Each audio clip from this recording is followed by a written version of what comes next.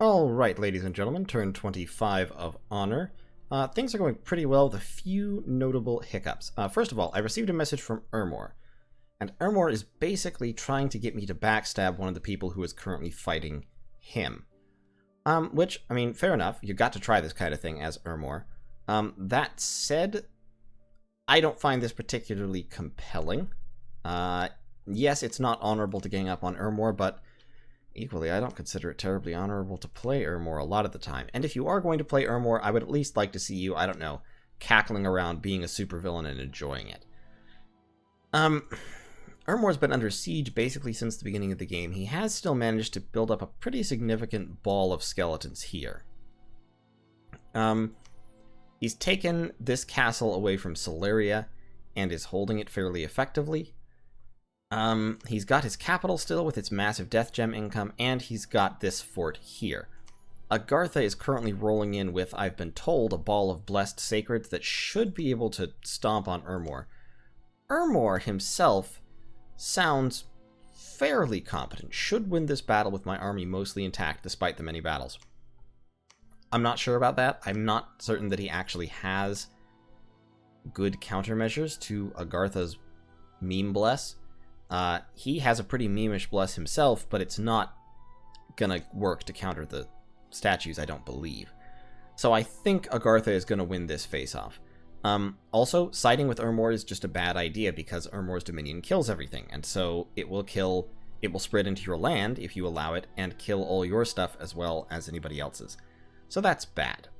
Also, I don't really want to be distracted because I'm currently preparing to go do things.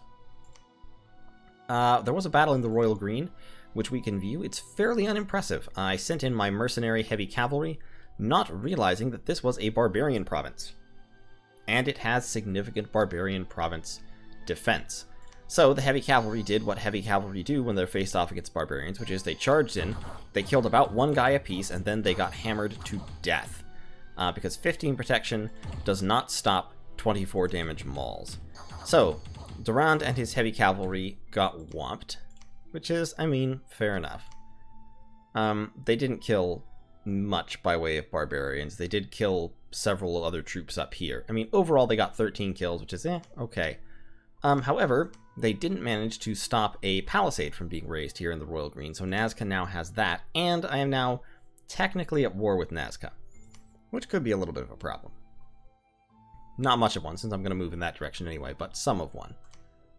I killed a whole bunch of scouts. I killed a Bakemono scout here. It's interesting that I killed a Bakemono scout from Shinuyama way over here. I killed a scout from Tianxi. I didn't mean to view that battle. That was silly. Here at my fort. Basically, since I have so many troops, I'm patrolling most of my forts. Not all of them, but most of them. And I killed one over here, a scout of Phasia. AI Phasia still exists. He's still got provinces, including there and there at least. And this temple, which is this fortress, which is under siege. And down here, he's sieging one of Ur's fortresses. So I think this area still has a significant Phasian presence of some kind. I took Boat Eater from Agartha, which he agreed to let me have, and now I'm moving over here to take this province. He's going to capture that province, I believe, is the plan, and then he'll also leave that without province defense, so I will take that. This also tells me, oh, this province is under Python's domain. So this is still Phasia's god. Interesting, interesting, interesting. So he had order, productivity, cold, growth, or actually that's probably just the ocean cold. Growth, misfortune, and drain. Interesting, so he had fairly low scales.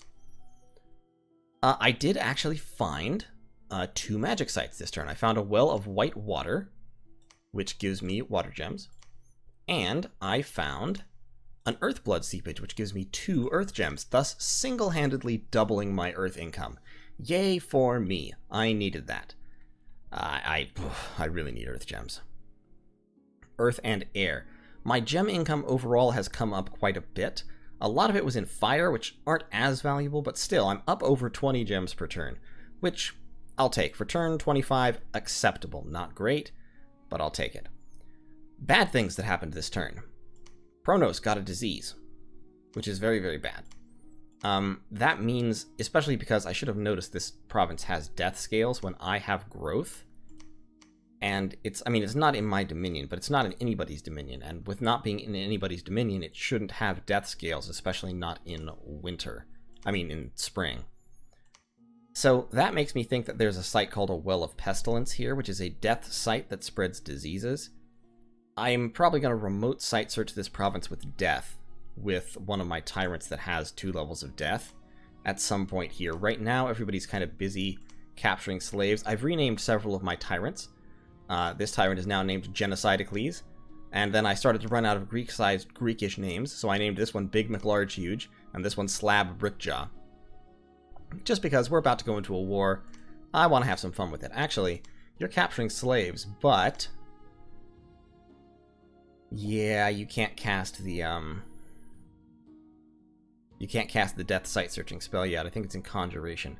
I'm going to have you cast Create Revenant instead. I do have Idiocrates still recruiting slaves here, and I already have pretty significant slave numbers. I've got 76, 116, 136 here, plus I'm recruiting and capturing. So that's about 140, and then over here I've got another 100, and of course some more recruitment coming. So overall, and then up here, I have another 75. So overall, I've got about 300 helots already in the area, and with 2 forts recruiting upwards of 10 each, plus 1 tyrant capturing, I'm going to be in good shape army size-wise. And siege strength-wise. You can see over here I have a total siege strength of 77, here 163, and here 148. So I should be able to crack forts pretty quickly, assuming I don't take massive casualties, which, of course, I will. I'll take massive, massive casualties. That's what helots are there for. Helots take casualties, basically. The downside of bringing a ton of helots, honestly, is the fact that they rout, and when they rout, they HP rout my forces, and all that's left is the tyrants. So in many ways, I don't actually want to have a huge ball of helots involved in any one given battle. I want to have smaller groups of helots backed up by Gigantes, which are very, very tough and have lots of hit points, and Tyrants, which are very, very tough and have lots of hit points. And so, like, these Gigante warriors, they have as many hit points as 6 helots each. So these are the equivalent of 18 helots when it comes to calculating HP routing. So long as 3/4 of the force in terms of hit points isn't gone, I won't HP rout.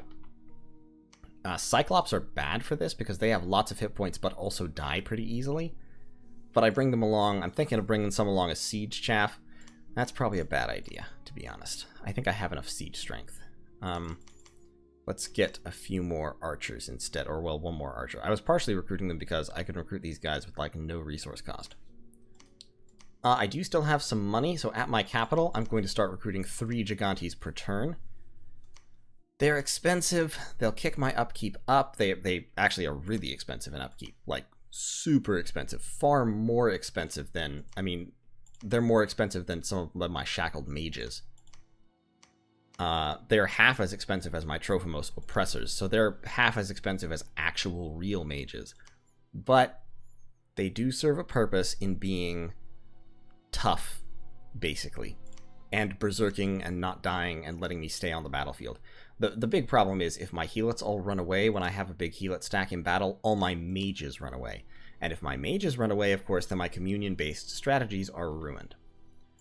Research-wise, I hit enchantment level 4, so I do have flaming arrows. I also have cloud trapeze. It also unlocked Twiceborn, which can turn my giants into white mages if they die, which is good. And Behemoth, I guess, although I can't actually cast it at this point. Next turn I will hit construction level 4, which will unlock more magical items. In particular, that will mean that these 2 guys, Big McLarge Huge and Genocidicles, can then immediately shift to forging skull staffs to give to the revenants they summon, and then those revenants can toddle off to site search for death everywhere that I haven't already searched for site level 2 death, which is quite a lot of places. Then Genocidicles and Big McLarge Huge will join the army, both as commanders and as main spellcasters. One thing I was considering, forging Skulls of Fire, but they're construction 6, so I don't have them yet. Research-wise, I've had to redirect my research because I have to go to Thaumaturgy level 4. Thaumaturgy level 4 will unlock Cure Disease, which is a spell that my Pretender can cast. It only costs 5 nature gems, and I can use that to save this tyrant down here. Losing a tyrant to a disease would be stupid. I would hate it. He's probably going to get some other afflictions or something, but I'm hoping that his affliction resistance helps against the reduced chance of getting battle afflictions. I don't think that helps against the disease afflictions. And he also can't cast, he doesn't have enough death to cast Twiceborn, so I can't even let him die and then have him come back as a white mage.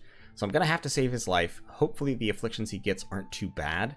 Worst comes to worst, he's still a 3 fire, 3 earth mage, so he can still cast battle spells. I'll just have to keep him in the back and protect him, to keep him from going crazy and charging into combat if he gets bad afflictions. But in any case, I've forged a bunch more gear and given it to people. You notice Genocidicles now has a helmet, so does Idiocrates, so does Big McLargehuge. Slab Brickjaw will have one because I'm forging him another one as soon as he gets back to a lab. I'm forging him a mace, and somebody's forging him a dragon helmet. Yeah, I'm forging him a dragon helmet as well. Research-wise, it should only take me 2 turns to get to Thaumaturgy level 4, so 3 turns from now I should be able to rescue Pronos, which is good, because 3 turns is still a long time to have a disease, and he may well accumulate another affliction or 2. I'm putting this fortress under siege this turn. This army should be able to crack it fairly quickly, but it'll still probably take 3 or 4 turns. I mean, my siege strength is almost 200. They probably only have about 30 siege defense. They do have some colossi in there that have more siege defense, but still probably only about 30. So I'm thinking 3 turns. Yeah, and then I'll be able to go in, and this army, if I have Pronos, this army will be able to break it. If I don't have Pronos, then it becomes a little bit more of a problem.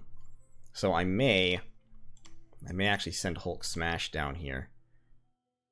Because HULK SMASH is going to be the one who has to cast the spell.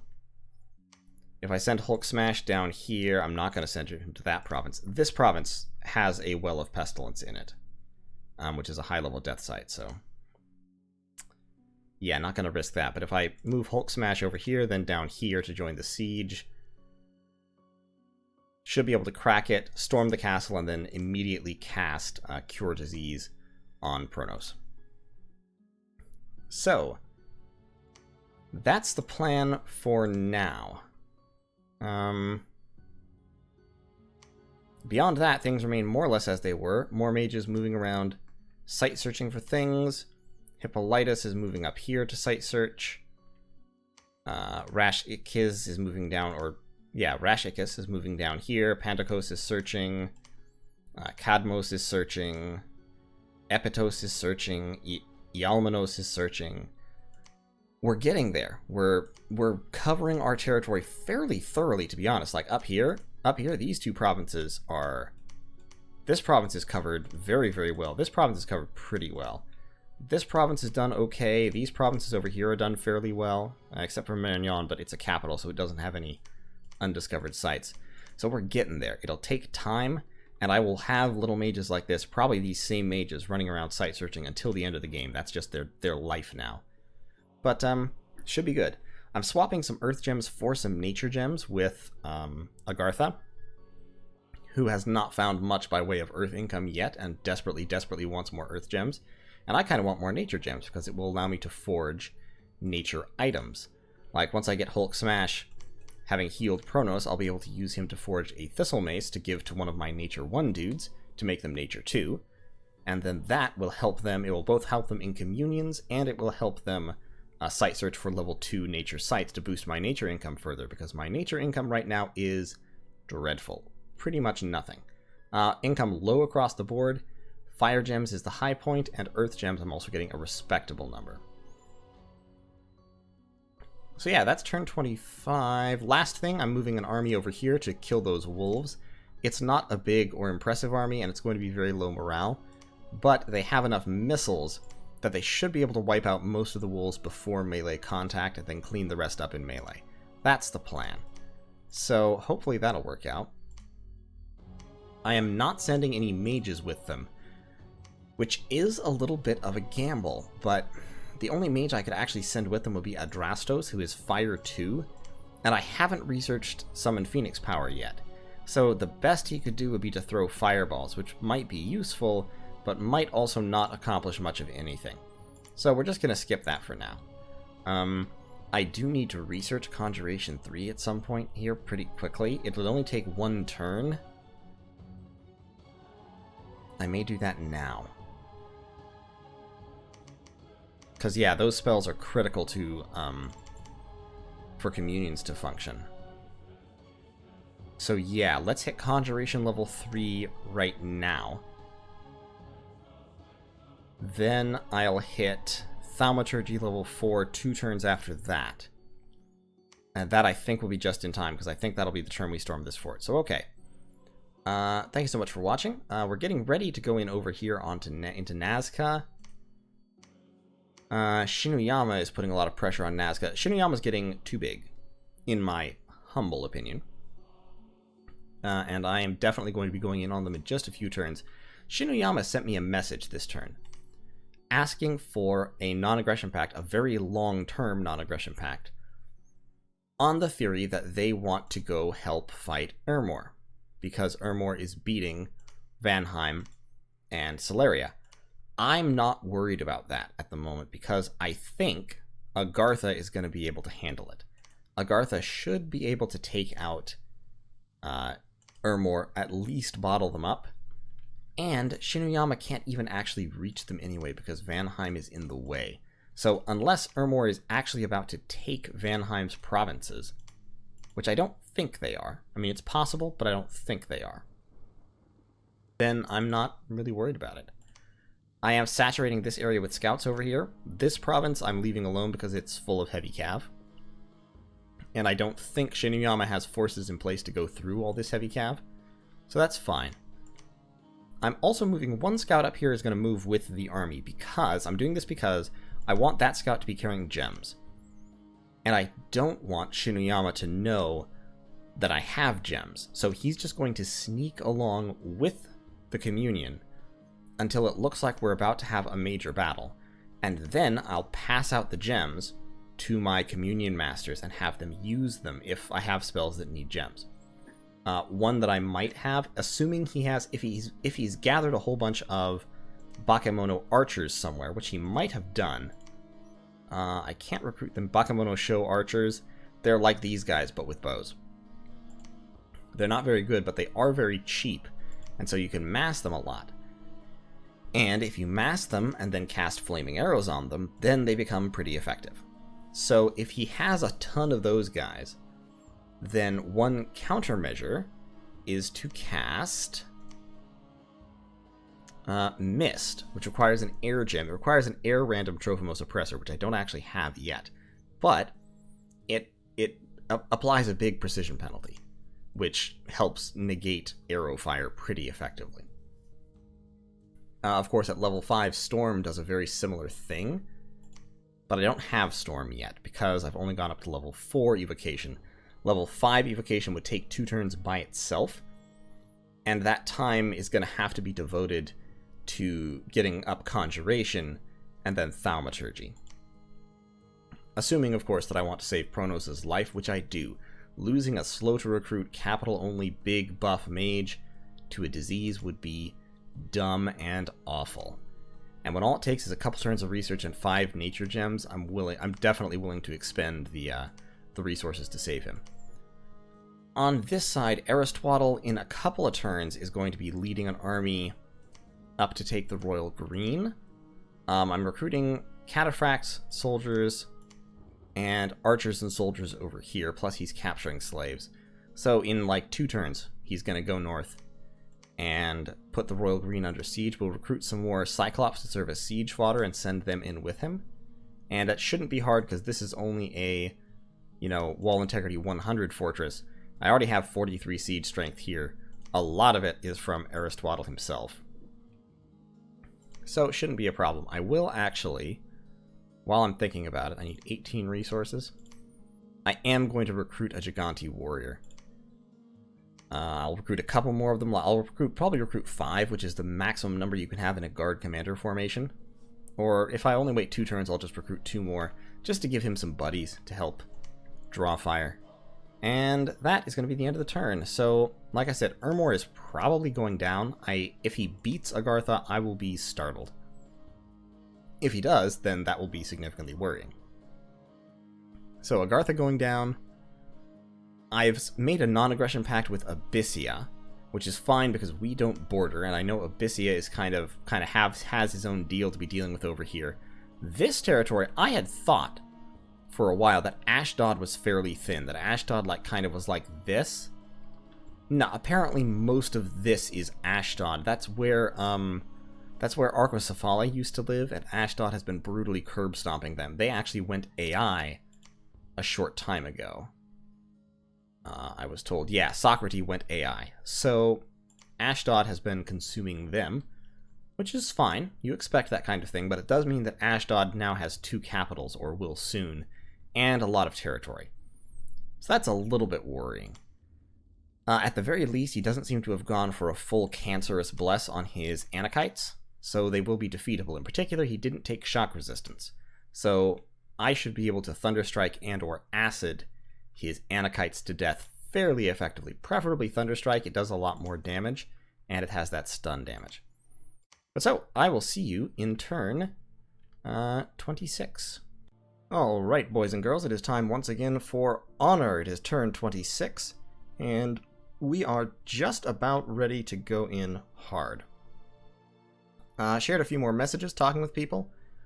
Ashdod and I have agreed to go in against Shinuyama together, so Ashdod will be coming in from this side. That probably means that Ashdod is going to get Nazca, which is unfortunate. It does mean that I'll probably get the Royal Green. This area I'm not too worried about. This is a bit of a stack, has some Bakemono Sorcerers in here. Other than that, I think I'm doing pretty well. I'm also doing fairly well at shutting down his scouting, because I have 76 units patrolling in this province, a whole bunch of units patrolling in this province. I'm going to set him to patrol as well. I've got Alizones patrolling. I've just shifted troops around, which is why he wasn't patrolling, with 80 units in this province, plus the province defense. And I've got, what is that, 44... Yeah, I've got about 40 units patrolling in this province. Actually, Big McLarge here doesn't need all these troops right now, so while he's busy, we'll have Bonifay patrolling as well. And I should tell Bonifay to stay back, just in case. It looks like it cleared my... Sometimes your saved scripts get cleared for reasons I don't fully understand. But there, we've got that resaved. So, okay. We're recruiting for one more turn before we go in. Here we're recruiting 2 Trophimos commanders to help command our legions. Over here we're recruiting another Trophimos oppressor, of which we will have a total of 5. We've got 3 over here right now, we're recruiting 1 more. We have 1 over here, and so we'll end up with 5 Trophimos oppressors and about 10 slaves going in. I probably will also bring all of my 4 lizard shamans and slave them up, since I didn't research alteration. Oh, no, that's not what I wanted to do. Since I didn't research alteration, what I can do with nature is limited.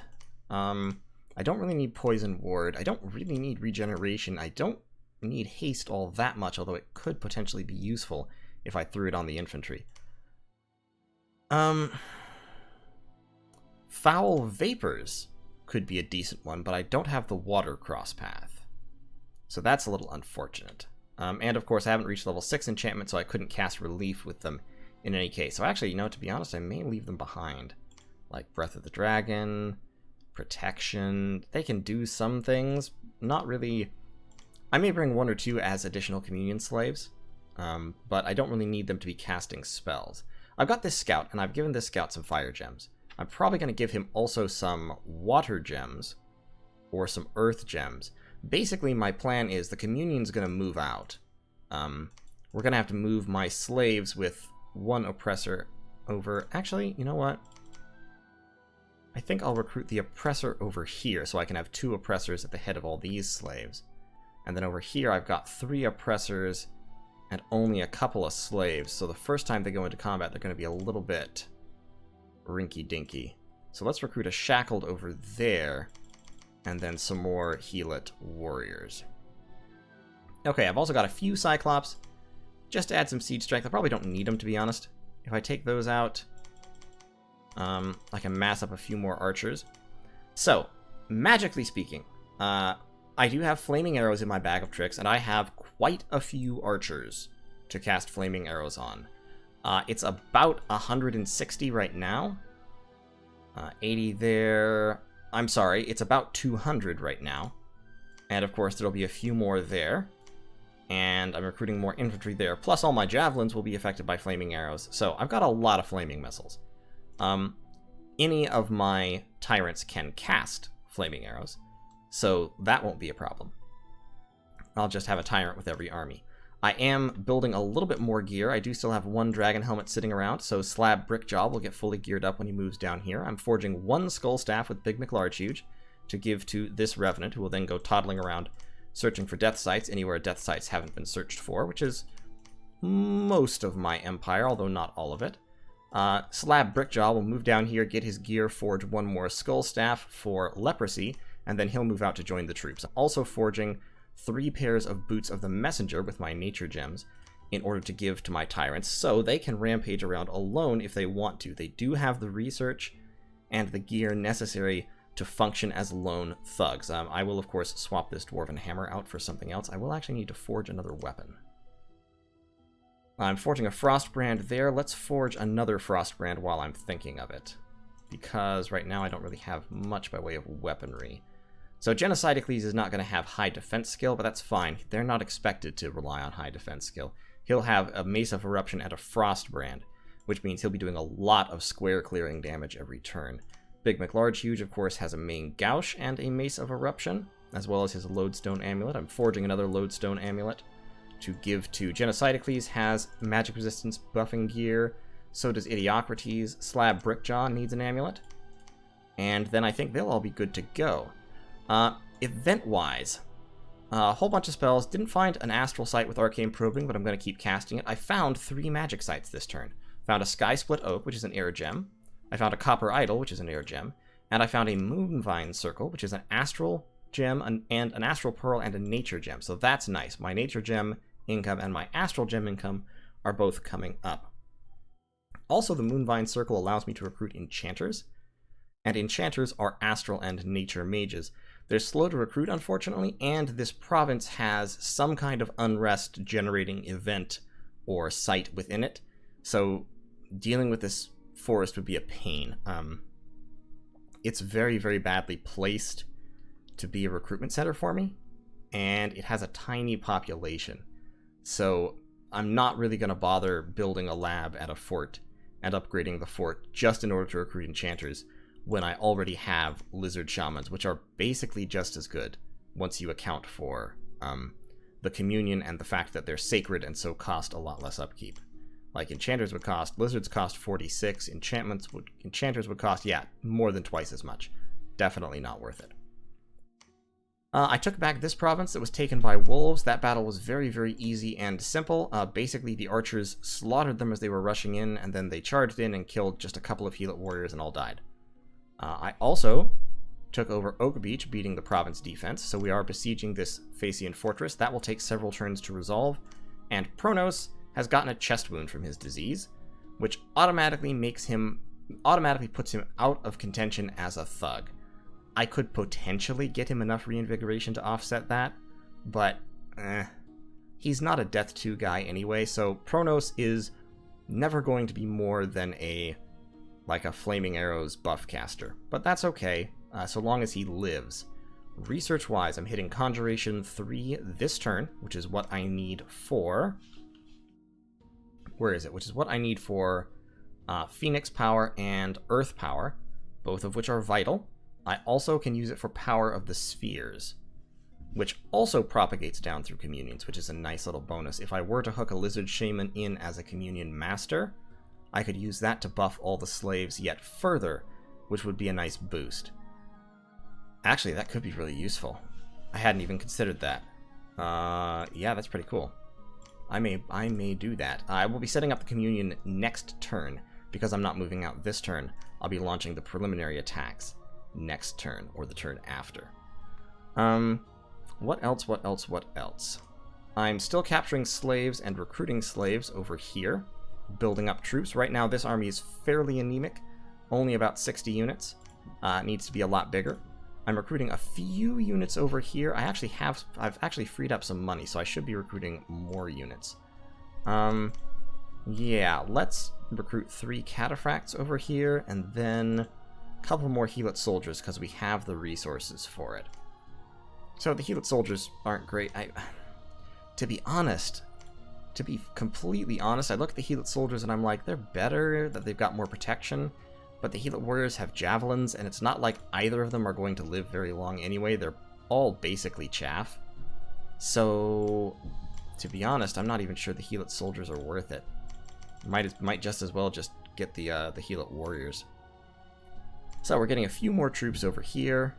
HULK SMASH is researching for a turn because he needs to be in this area in order to help save Pronos in a little bit here.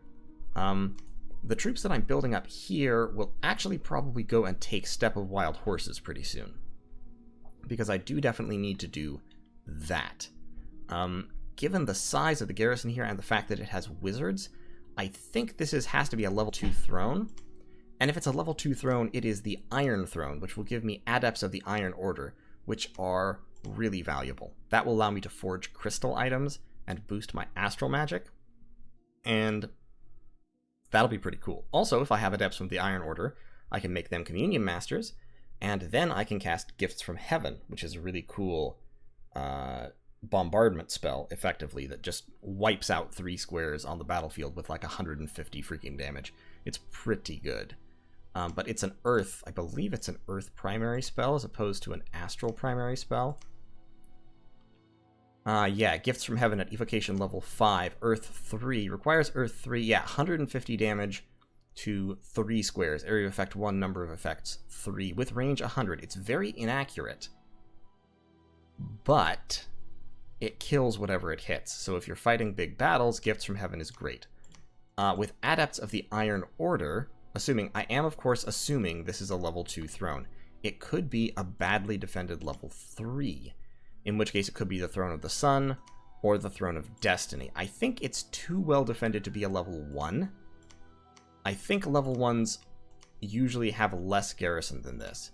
If it is a level 1, I hope it's the Throne of Winter, because that would give me Water Death crosspath mages, which would open up summoning Cataplepas when I give them Skull Staffs, so that would be pretty cool.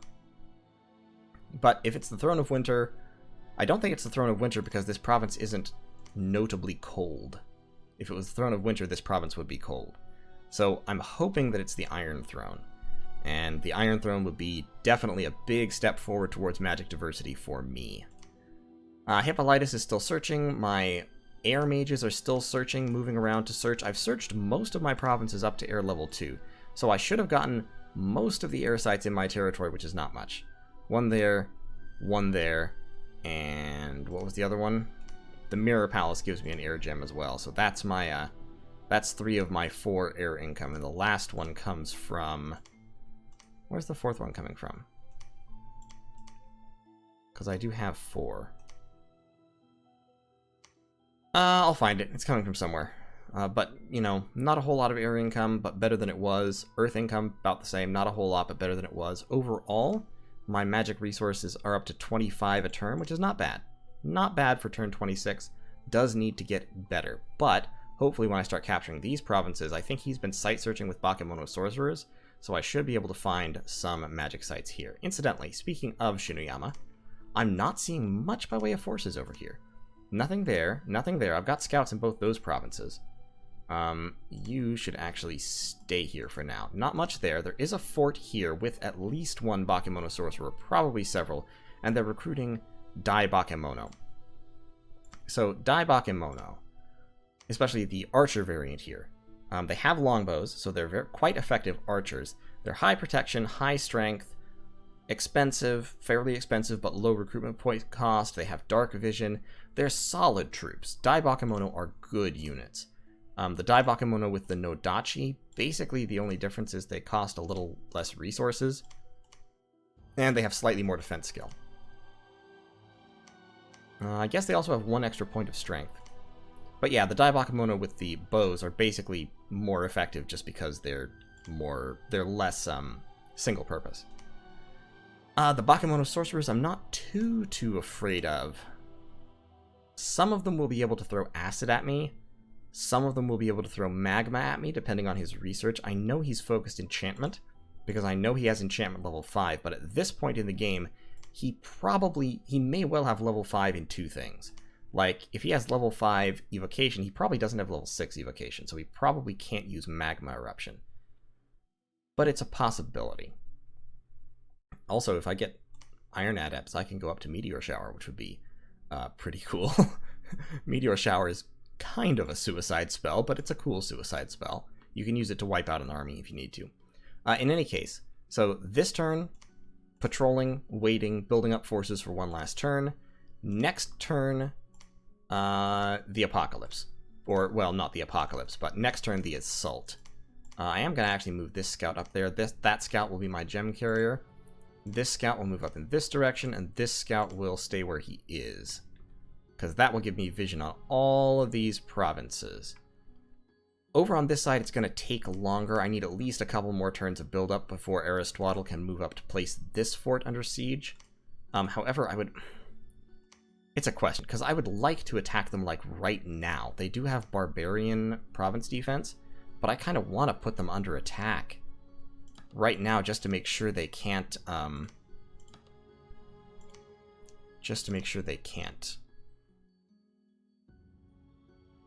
upgrade the fort. Sorry, I got distracted. There's a hotkey for doing this, but I don't remember it at the moment. I want 1 line with the archers behind. Hold and fire. Hold and fire. Put the heavy infantry, put the heavy cav over there to attack rear. And we'll set it back a little ways. Actually, let's just say hold and attack rear. You, Iron Skin, Fire Shield, and attacking the closest is exactly what I want you to be doing, because I don't have enough archers to make flaming arrows worthwhile. We'll give him some fire gems. I'm actually going to move him out right now. Him and Adrestos. So they'll move out. They'll pick up a few archers that are sitting around here being lazy and sad. We're going to cancel that guy. This province has 0 resources. None whatsoever. Which means it can never recruit anything, which is a little unfortunate. That's happened to me twice now in this game. I have 0 resources there. I have 0 resources here. And in both cases, it makes the province actually worthless, because I can't recruit anything. Everything has a resource cost, even if it's 1. So with no resources, you can never build anything in that province, which is a little sad. In this case, it has 0 resources because it's being sucked at from 2 forts. Same in this case. I've drained all the resources out of this province and sucked them into these 2 forts is what's happened. But that's fine. Nisseros will move up here to support the attack. We'll put that fort under siege. There is a Bakemono sorcerer and some Dai Bakemonos over here. They can't cross the river. They can only go through the Royal Green. So long as I go capture the Royal Green, I should be fine. The worrisome part is I don't know exactly how big this army over here is.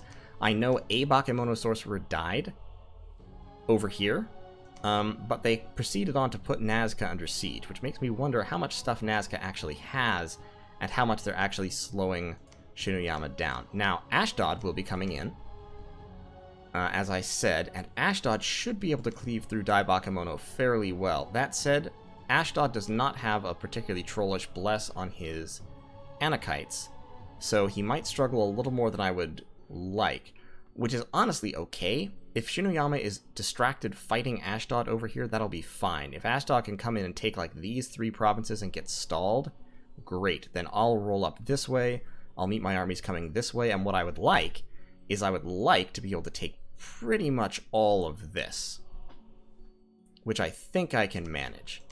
Siege strength-wise, definitely. I've already got 200 siege strength in that province, 174 in that province, another 76 in that province.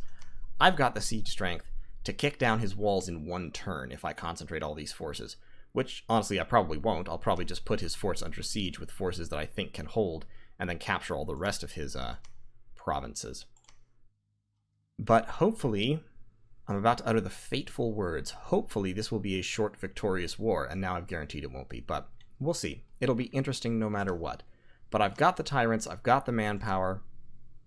I think I can do this. I think I can roll Great Grey Shrike. I don't think he's hit critical mass levels with his Bakemono sorcerers.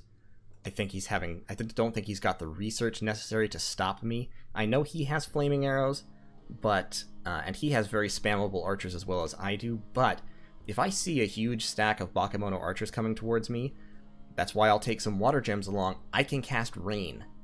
I don't have to rely on fire magic because I have other elemental magic available from my communions. I have thunder strikes, I have earth buffs, I have blade wind, I have lots of high-level battle magic that I can cast.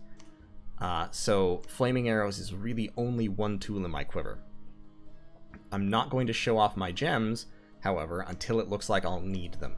That's why I'm giving the gems to a scout, as opposed to actually distributing them to the commanders before the battle.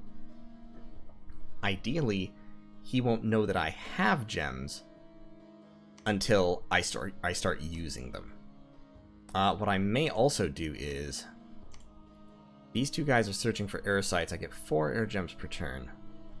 I could move both of them up, give the scout my air gems as well,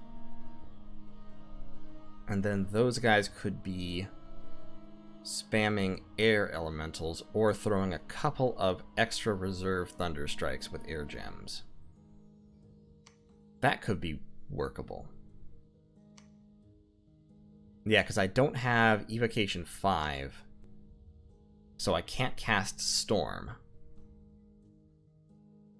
Which also means I don't get air power, which is a little bit of a bummer, but it'll be alright. My communion, despite the fact that I have a whole bunch of different elements and elemental slaves involved, the communion should be okay. I can summon earth power, I can do a couple different things to mitigate the fatigue buildup, and I'll just have enough slaves that the fatigue will be spread fairly thin. So long as I'm careful, it shouldn't be too bad, and I'll be helped by the fact that my mages like to cast, when they go off script, my mages like to cast cheap earth buffs. One thing that I actually will do, I need to check my research. That's going to be 200, 281. Already not going to hit Thaumaturgy level 1. Okay. I'm going to forge a couple of Just Man's Crosses here with my remaining extra fire gems. That's 2, so I have 5 fire gems. I'll have 13 next turn, so I'll be able to take 8 or 10 with me. Shouldn't be a problem. Yeah, so I'm going to forge 2 Just Man's Crosses, and those I will give to... Basically, I'll give to whoever of the oppressors' paths don't match with the others, because I'm about to get one more oppressor. If it's an air oppressor, I'll give the Just Man's Cross to both of them. If it's a water oppressor, I'll give the Just Man's Cross to probably still the air guy and then one of them, because the air guys are going to be casting Thunder Strike, which is probably going to be the spell that has the biggest chances of driving my slaves unconscious and or dead. The water guys are likely going to be casting... not enchantment. Why did I click on enchantment? Are likely going to be casting Acid Rain, which is an armor-piercing, rusting 12 damage area of effect spell that does pretty good work, especially because it requires water 3. With the number of slaves I have, I'll be effectively water 4, so it's only 15 fatigue base. Split that over the commander and 11 or 12 slaves, it's almost nothing. And the area of effect will be going up to 5 because of the extra path. So that will be nice. Unfortunately, water magic can't be buffed when you're above water. Water power only works underwater. But once I get up to Construction 6, incidentally, guys like this, I can forge a water bracelet for, and then have them sit in a fort casting Manifest Vitriol all the time, which is a nice little summoning spell that gets me green lions that basically cast Acid Bolt. They're one of, I would say, one of the best summons in the game. So that's going to be the turn. The only other news is that I've started moving into the water here. I've taken the Holy See. Agartha is focusing on Ermor. Ermor has moved their army north, actually, and is besieging Celeria. I think they're trying to knock out Celeria before they're wiped down here. Agartha should be moving in to besiege Ermor's capital this turn, so I'm not too worried about Ermor, which was why I didn't respond positively when Shinuyama suggested a 6-turn non-aggression pact, because I want to attack them, and I'm not worried at this juncture about Ermor. So, pretty certain this is going to go well. Unless it doesn't. That's the joy of Dominions. You never actually know when things are going to go well or badly. I'm also recruiting an oppressor down here. I think I mentioned that to bolster these forces. And of course I'm getting my 3 shackled mages per 2 turns out of Mekonian, which is very, very nice. I need to get the Dominion here up. I've got a temple there. I should build a temple there as well to keep spreading my Dominion. And then I'll be getting quite a lot of research out of it too. So in any case, thank you all so much for watching. I will see you in turn 27. Alright, it is turn 27 of Honor, and here comes the war. I had a little bit of diplomatic interaction with Shinuyama, and basically he offered me a non-aggression pact a couple of different times and got turned down. So now, armies have suddenly appeared. Primarily Obakemono. Now, Obakemono can be recruited very cheaply. They're big blobs of HP who will absorb evocations very, very well. So this is his counterplay to my evocations. And it's a decent counterplay. Like, I'm not knocking him. I'm not saying it's a bad one. I do think I have enough evocations to make it through regardless. That reminds me, I should swap this place over to recruiting a Trophimos Oppressor as well, so I can have a few more Communion Masters. Right now I have 5 Communion Masters, and I'm moving in with 1, 2, 3, I'm using these guys as Communion Slaves. So 1, 2, 3, 4, 5, 6, 7, 8, 9, 10, 11, 12, 13, 14 Communion Slaves. I can definitely support another couple of Masters. My army is currently split into 2 parts. I will be kind of rejiggering on the fly as I go along. I also need to move that guy in. Yeah, he can just stay behind troops. I'll double check all my scripting before I actually send things, of course, taking a couple of extra independent commanders just in case. But magically speaking, this area has these 2 Trophimos Oppressors, who are actually, I don't need to have them on fire right now. They can just be on spells because they're the only 2 if they engage in combat next turn. They are set to Iron Skin, Summon Earth Power, and then Thunderstrike. And they will be backed up by these troops that are already in this area. Those are actually archers. I need the infantry up front with the archers behind. And this army is bringing relatively fewer troops. And relatively less well commanded as well. So basically just kind of big blobs. I am bringing, of course, Big McLarge-Huge, leading the army, and he is scripted to Phoenix Power, cast Flaming Arrows, Iron Skin, Summon Earth Power, and then attack closest. He will be behind the infantry by the time that happens, but he and his guys might be able to get stuck in and accomplish something. The other option would be just to set him to summon lesser fire elementals after he casts Flaming Arrows, which would be okay, but I don't know. Over here, I have Genocidicles and Idiocrates leading the army. Genocidicles is set to basically just go into melee. Idiocrates is casting Flaming Arrows right off the bat, since he does have native for fire. Then Iron Skin, Earth Power, Fire Shield, and going into melee himself. I have my big blobs of archers. I have my archers in blobs because they're being led by the tyrants, which gives them slightly better morale. My infantry I have given to the Trophimos commanders because the Trophimos commanders give them pretty good morale, and I want them in line formations for coverage reasons. What else is interesting? So yeah, my lizard slaves are set to actually cast Communion Slave, which does mean I have 1 turn when I don't have them in the Communion.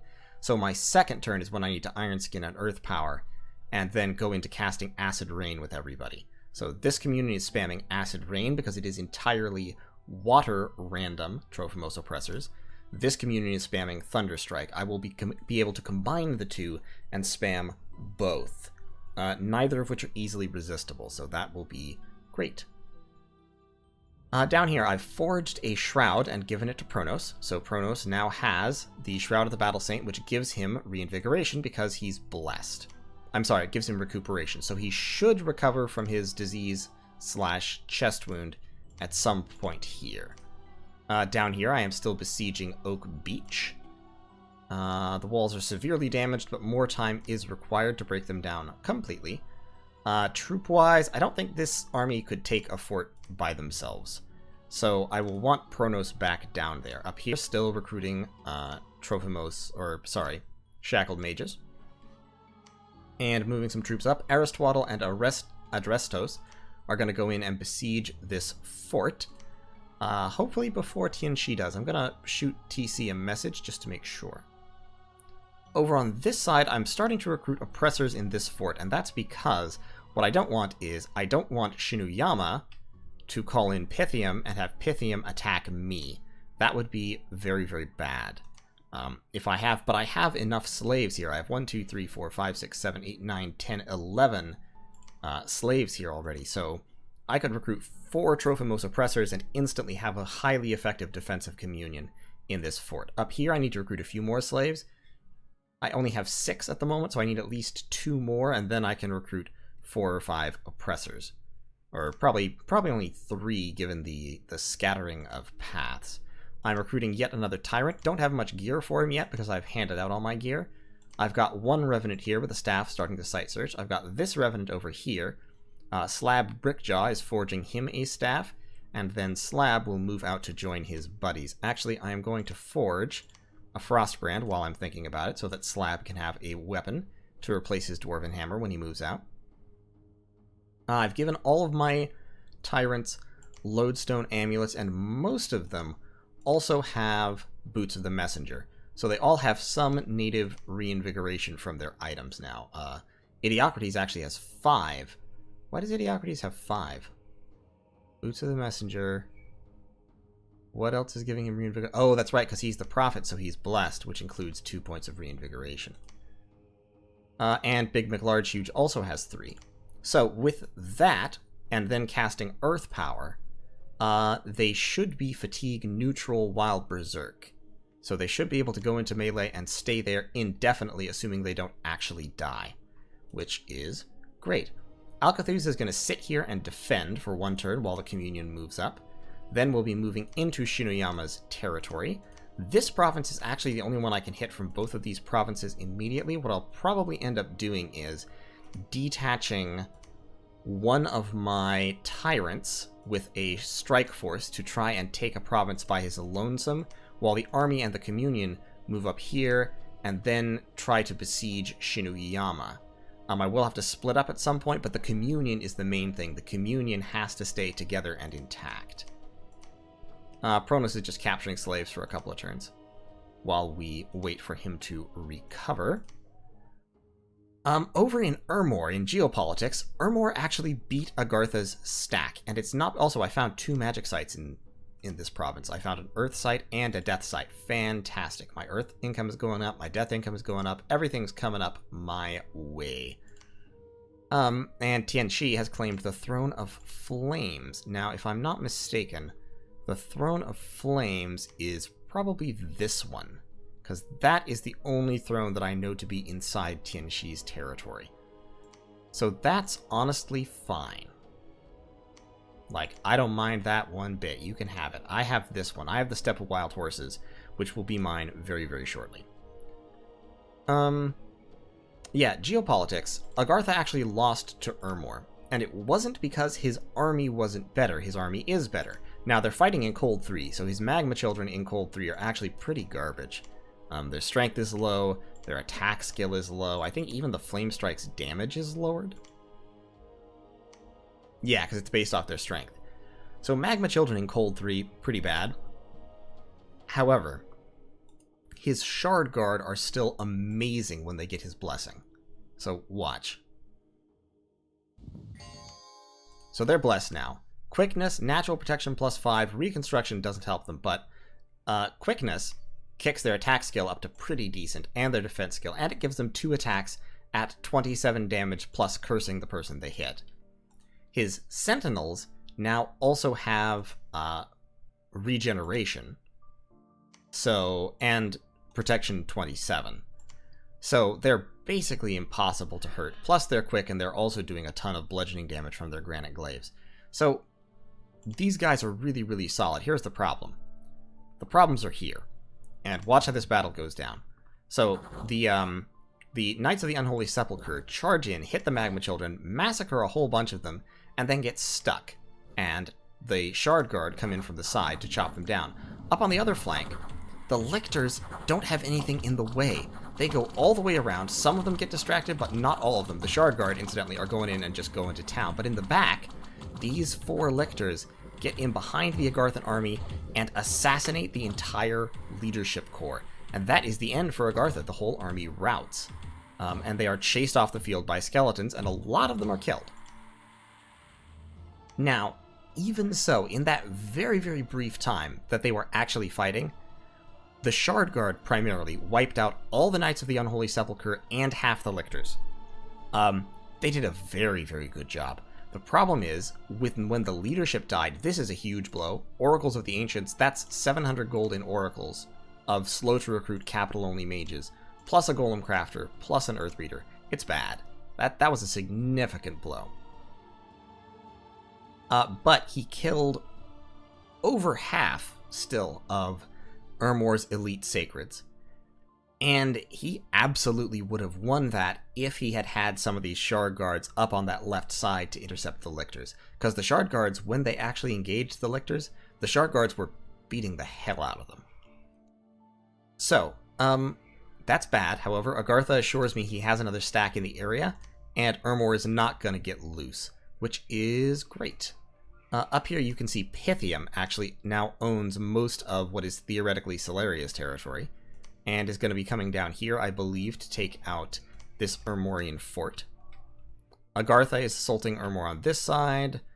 Abyssia, Vanheim, everything's going to code, so I feel comfortable attacking Shinuyama at this point. And of course I'll be moving in from this side as well. His military units are definitely pulling back towards the Heartland, which unfortunately is going to make, I'm losing my words, is going to make Ashdod's job really, really easy, which is bad. I would like Ashdod's job to be hard, but it makes sense because Shinuyama has to defend his capital. If he loses the capital, it's all over. He's got a bunch of Ubas up there that I'm just not worried about. Over here, Dai Bakemono, it's Dai Bakemono and O Bakemono. He's not recruiting Bakemono archers, which makes me wonder what he meant when he talked about a Flaming Arrows stack earlier. He may mean Dai Bakemono, because these are the archer variant of Dai Bakemonos, but it's hard to mass those Dai Bakemonos enough to make a good Flaming Arrows stack, and to be honest, my armies are much, much better at the whole Flaming Arrows thing. I have, obviously I have over 100 archers in this part of the stack, plus about 70-80 infantry. Over here, I have about another 90 archers and 50 infantry or so, close to 60.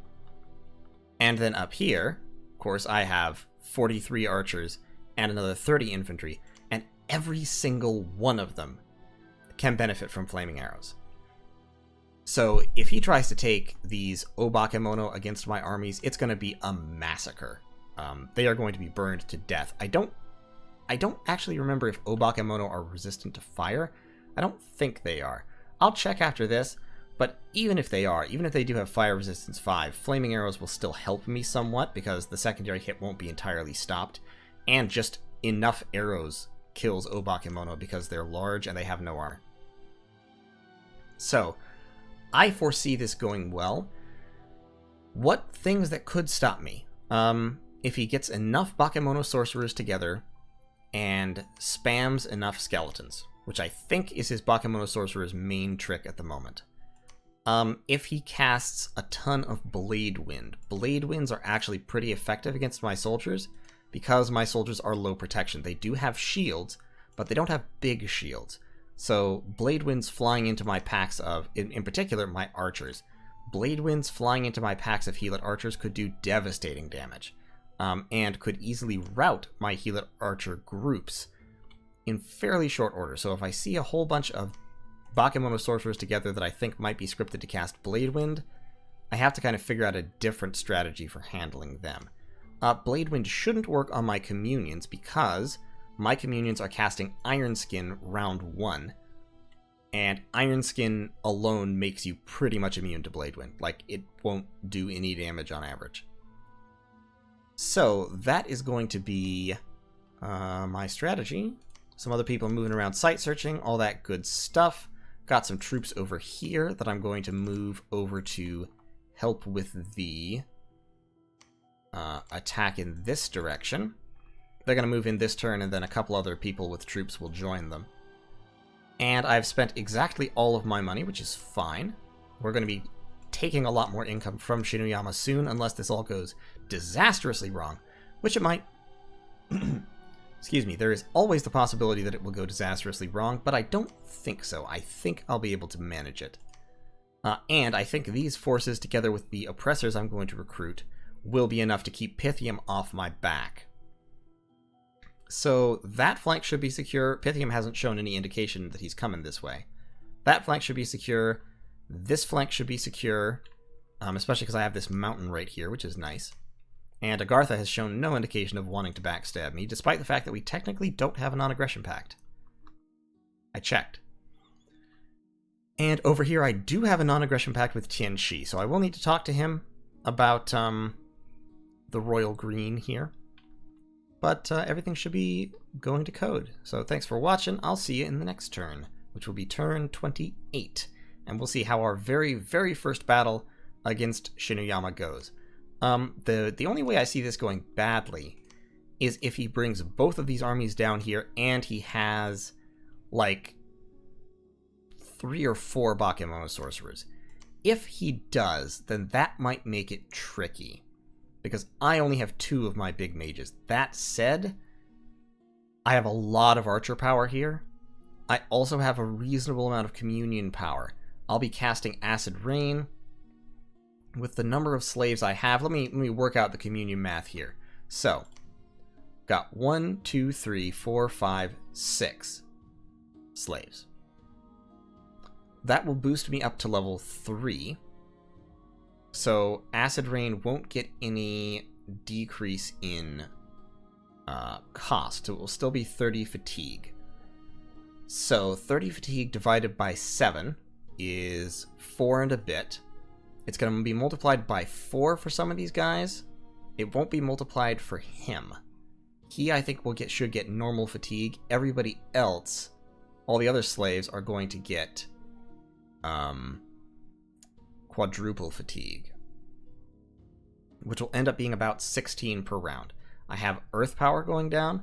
That will provide them with 4 reinvigoration, so net, they'll be going up about 12 fatigue per round per Acid Rain. I've got 3 guys casting Acid Rains, that's 36 per round, so what I should do, actually, is I should take these away from these guys who don't need them because they have enough slaves to support themselves, and giving them to 2 of these guys. So by doing that, I will limit the speed at which fatigue builds up after I